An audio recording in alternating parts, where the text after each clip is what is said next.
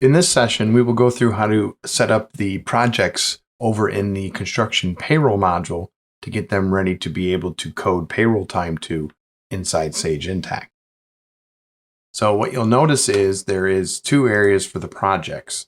The main area is over in the jobs or projects module under jobs, projects, all, and you can click on the jobs list.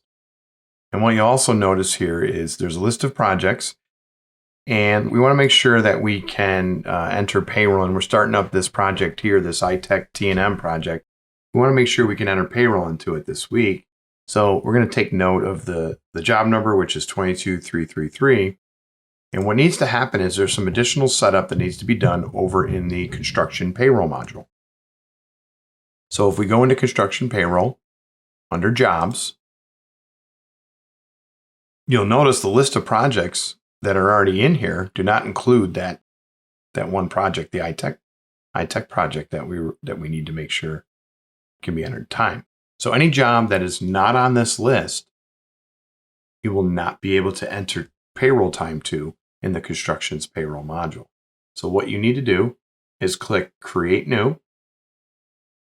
And from your jobs list, you will see your main job list. You can type in the name of the project or the number. And we're going to say we need to set up the iTech job. As of what date? We'll just leave everything at January 1. What entity or company is this going to be associated with? And this is the GC company. And there's some additional options that you can set up in the Details tab.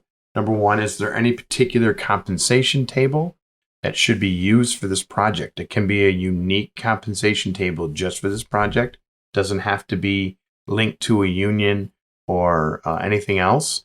Or if it's a certified project, a prevailing wage compensation table, you can link these all right here. And this is all based on the compensation tables that were set up in prior sessions. So you can establish that here as well. So we can move on and say, all right, now if you remember in a prior session when we did the journal entry mappings, so here's what we said, what mappings do we want to use? And we wanted to use the project mappings in this scenario, but whatever your setup is here, you need to reflect your general ledger mappings accordingly. And I believe that's all of them right there. And one of the other areas that you can set up and establish here is if this job, for example, is in a different state than your employee's resident states, and you want the payroll taxes to be based on the project. You can establish the applicable taxes when this project is used. So for example,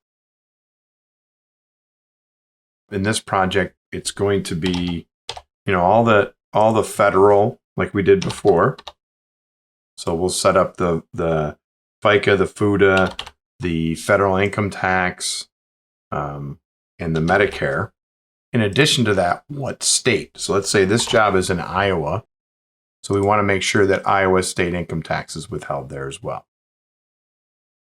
And we need to do workers' comp. And, you would actually have a state that's corresponding correctly in your workers' comp. I don't, so I'm just going to pretend Oregon is Iowa for this demonstration.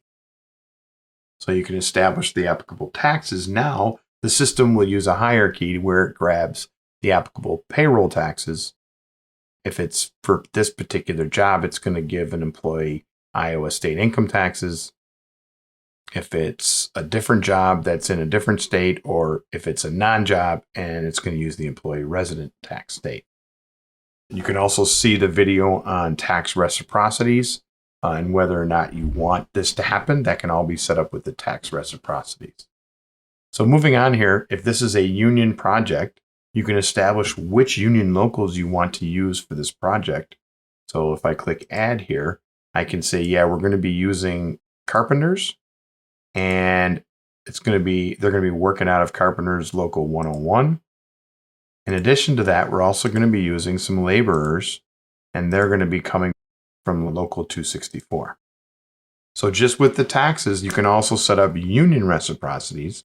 So if you want the employee's home base union to be used and overridden not the work for particular deductions or benefits, you can do that with the union reciprocities. And there's a video, check that video on the union reciprocities as well. Otherwise, it's going to use the union local when this job is coded in the time. In addition to that, you can set up a particular workers' comp classification just for this project if it differs from the trades or it differs from the employee setup. And we're not going to separate that out at this time, so we're going to leave that alone. I'm going to click Save before I move on. That will establish this project in the system, in the payroll system, with an effective date. And I can move on to reporting properties. So this is a area here where you can track a bunch of information on the project. If I click Add Effective Date as of 1/1, it's basically this information can be used on various reports and also for Atrix reporting with the certified reports in the system, and also with your different federal and state reporting requirements. So you can track different information here on the project, type of work, contractor type, whether you're a sub or a subcontractor, what's your federal project number, state project number. And you'll notice here various fields that are used in different government reporting. All of that can pull from this information here. I'll click Save again. And last tab would be the journal entry. And this is going to show you, again, based on your journal mappings over here, which GL accounts is it going to hit if this job is used. So you can see here for employer medical, it's going to accrue a payable, but it's also going to post to cost of sales labor burden. Okay, so you can see that, check that whole history. And once you're reviewed and happy with this job setup, you'd click Save. And now this job is available to code time in payroll. Thank you.